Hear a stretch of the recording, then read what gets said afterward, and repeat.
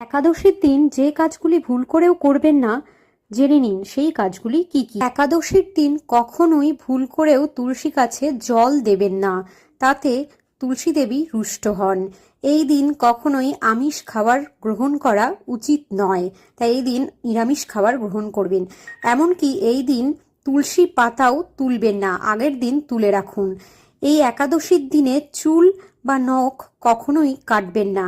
এমনকি একাদশীর দিন মাথায় শ্যাম্পু করা বা মাথায় তেল দেওয়াও উচিত নয়। ভুল করেও এই দিন ঝগড়া বিবাদ বা মিথ্যে কথা বলবেন। জয় শ্রীকৃষ্ণ।